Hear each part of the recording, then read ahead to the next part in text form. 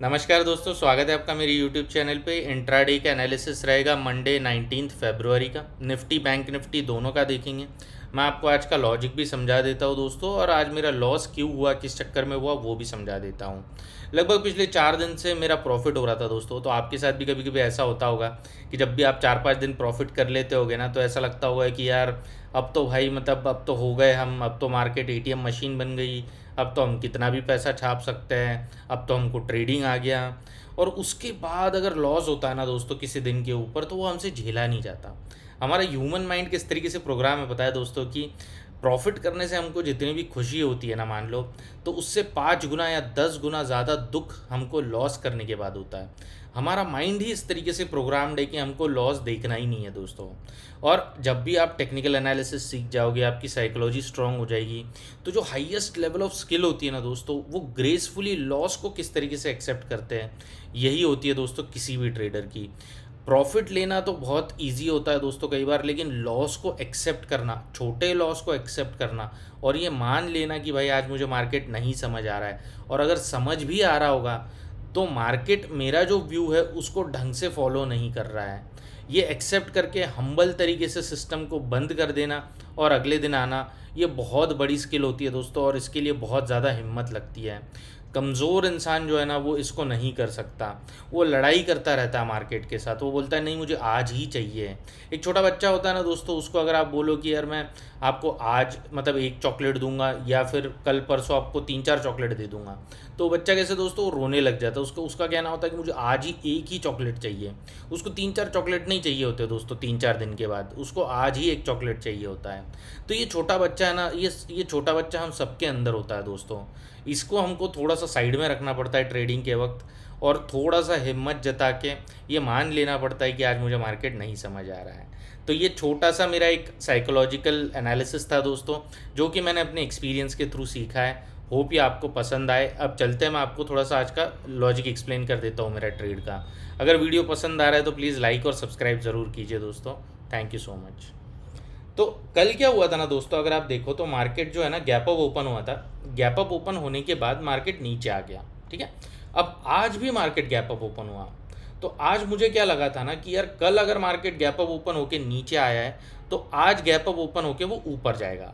अब देखिए सुबह के टाइम पे वो ऊपर जाएगा, बाद में वो क्या करेगा मुझे कोई आइडिया नहीं था। सुबह के टाइम पे मेरा व्यू भी ऊपर का था, लेकिन मार्केट ने क्या किया ना दोस्तों, इस पूरे वोलेटिलिटी के अंदर मेरा स्टॉप लॉस हिट कर दिया। मतलब मैं ये एक्सपेक्ट नहीं कर रहा था कि इस तरीके की वोलेटिलिटी आज हो जाए, क्योंकि मार्केट ने कल के दिन ड्रामा किया था गैप अप ओपन होके। अब आज अगर छोटा सा यहाँ पर कहीं गैप अप होता ना, तो एक बार का मेरे दिमाग में थोड़ा कन्फ्यूजन होता है कि जा सकता है नहीं जा सकता है, ऐसा है वो। बट अगर इतना बड़ा गैप अप ओपन हुआ है, तो मुझे लगा कुछ ना कुछ तो लोगों को ट्रैप करने के लिए थोड़ा सा ऊपर जाएगा। ये मेरा व्यू था दोस्तों। अब इस मार्केट ने इस व्यू को जो है ना वो बाद में यहाँ पर फॉलो किया। पहले उसने मेरा यहाँ पर थोड़ा सा स्टॉप लॉस हिट कर दिया, और उसने बोला नहीं नहीं भाई तेरा व्यू गलत है। फिर उसने जाके मेरा व्यू फॉलो किया। लेकिन इससे कुछ नहीं होता दोस्तों। हमारा व्यू जो है वो भी सही टाइम के ऊपर अगर मार्केट फॉलो करता है तो अच्छी बात है दोस्तों, अगर वो नहीं करता तो हमें एक्सेप्ट करके फिर चले जाना होता है। क्योंकि क्या होता है ना, इससे और ज़्यादा बुरा लगता है। मान लो अगर मैंने कॉल के ट्रेड के अंदर अगर लॉस किया है और मार्केट नीचे आ जाता ना, तो इतना बुरा नहीं लगता दोस्तों।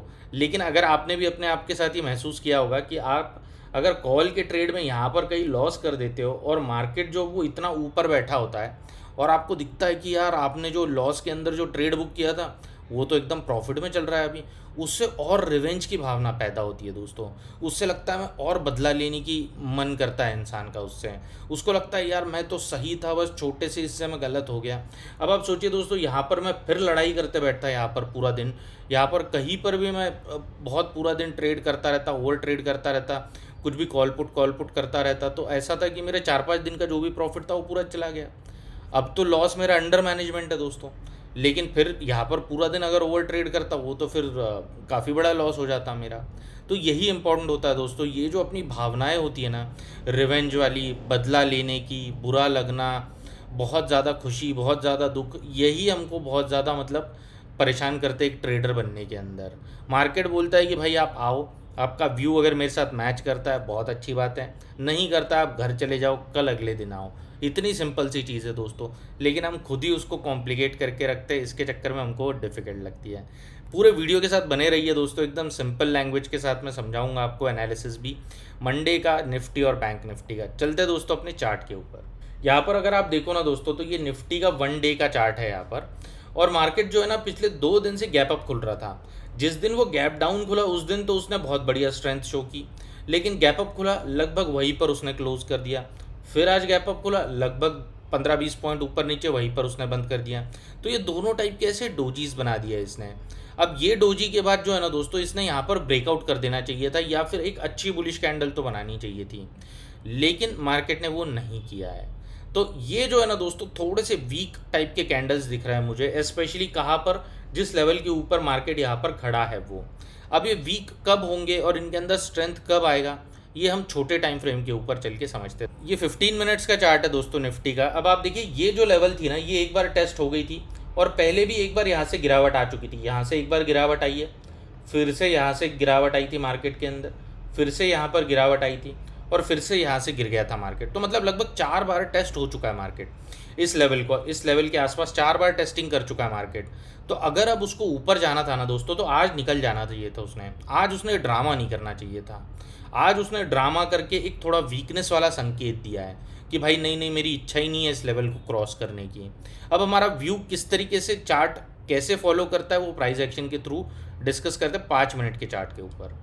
यहाँ से एक ट्रेंड लाइन आ रही है दोस्तों इस तरीके से, ये वाली, ये एक रेजिस्टेंस की लाइन है और ये एक सपोर्ट की लाइन है। मान लो मार्केट अगर गैप डाउन खुल जाता है इतने रीजन में कहीं पर भी, और यहाँ पर टच करके ऊपर जाने लग जाता है, इस लो के ऊपर टच करता है, इस ट्रेंड लाइन के ऊपर टच करता है और ऊपर चलने लग जाता है, और यहाँ से ऐसे घूम के आता है, इस तरीके से घूम के आता है, और इस लो को और इस ट्रेंड लाइन को दोनों को नीचे की तरफ ब्रेक करता है ना, तो फिर यहाँ से अपने को एक डाउन साइड की मूव देखने मिल सकती है।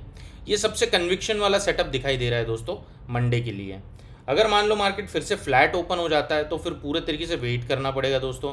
अगर वो पहले ही कैंडल में इसको ब्रेक कर देता है और ऊपर चला जाता है ना, तो फिर अपना जो भी ये था दोस्तों कि मार्केट वीक लग रहा है, ये लग रहा है, वो लग रहा है, वो थोड़ा सा अपने को फिर से क्वेश्चन करना पड़ेगा दोस्तों, क्योंकि अपने व्यू को मार्केट फॉलो नहीं कर रहा है। कि वो बोल रहा है नहीं नहीं यार, आप कुछ भी सोचते रहो, वीक है, ये है, वो है, मैं तो पहले 5 मिनट की कैंडल बना के इसको तोड़ दूंगा बुलिश कैंडल से एकदम।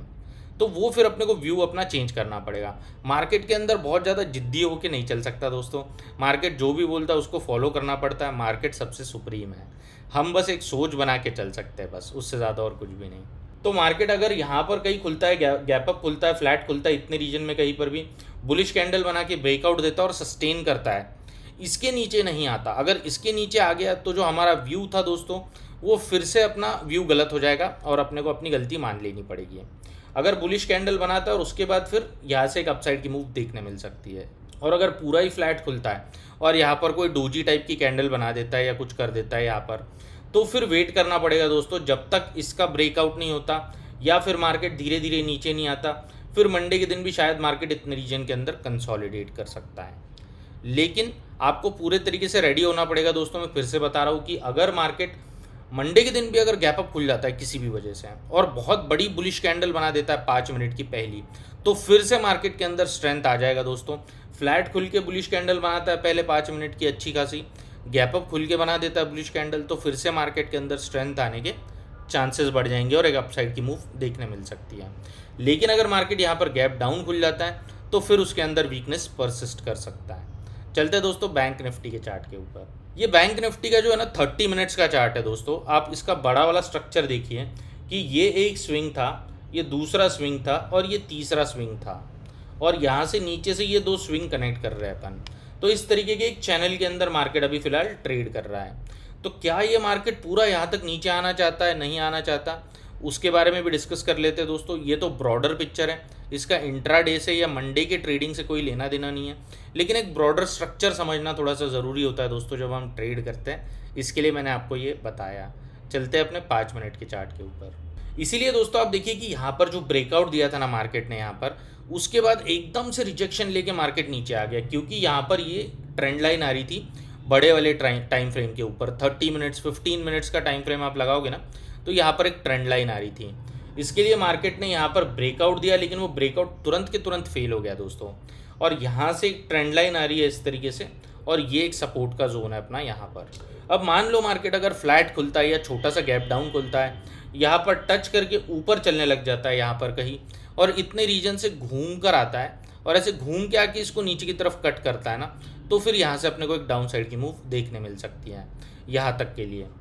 लेकिन मार्केट गैप डाउन खुल के या फिर यहाँ पर कहीं खुल के सीधा ब्रेक नहीं करना चाहिए दोस्तों, क्योंकि जब भी वो सीधे बड़े कैंडल से ब्रेक कर देता है ना, रेड कैंडल से, तो लोगों के दिमाग में एकदम क्रैश क्रैश चालू होने लग जाता है और सबके सब फिर सेलिंग करने में आ जाता है दोस्तों। तो उसके चक्कर में क्या होता है ना, कई बार मार्केट को फिर अंदेशा हो जाता है, यार देखो ये तो सब लोग ही मतलब चाहते कि मार्केट नीचे चला जाए, तो वो ट्रैप करने के लिए कई बार ऊपर आता है। इसलिए पहले अगर छोटी सी कैंडल बनती है, ग्रीन कैंडल बनती है, यहाँ की टेस्टिंग होती है, एक बार सपोर्ट की टेस्टिंग होनी चाहिए दोस्तों। टेस्टिंग होकर मार्केट ऊपर जाता है और घूम के आता है और उसके बाद इसको नीचे की तरफ कट करता है ना, तो फिर यहाँ से एक डाउन साइड की मूव देखने मिल सकती है। ये जो है ना दोस्तों, ये पूरा का पूरा नो ट्रेडिंग का जोन रहेगा। अगर मान लो मार्केट फिर से गैप अप खुल जाता है इतने रीजन में कहीं किसी भी वजह से, और यहाँ पर काफ़ी टाइम कंसोलिडेट करता है, कंसोलिडेट करने के बाद फिर से ब्रेकआउट अगर देना चाहता है ना, तो फिर वो ब्रेकआउट जो है ना वो सस्टेन करने के चांसेस थोड़े से बढ़ जाएंगे दोस्तों। क्योंकि आज भी मार्केट ने एक छोटा सा यहाँ पर ब्रेकआउट देने की कोशिश की इस रेंज के आसपास, और फिर भी वो फेल हो गया। लेकिन अगर मंडे के दिन पे अगर वो फिर से कंसोलिडेट करता है और यहाँ पर कहीं कंसोलिडेट करके ब्रेकआउट देने की कोशिश करता है ना, तो शायद वो सस्टेन करने के चांसेस होंगे दोस्तों। लेकिन हमें हमेशा रेडी रहना पड़ता है अपने स्टॉप लॉस के साथ, हमेशा रेडी रहना पड़ता है कि अपना व्यू कभी भी गलत हो सकता है। ऐसी वीडियोज़ के लिए प्लीज़ मेरे चैनल को सपोर्ट कीजिए दोस्तों, लाइक कीजिए, सब्सक्राइब कीजिए। Thank you so much.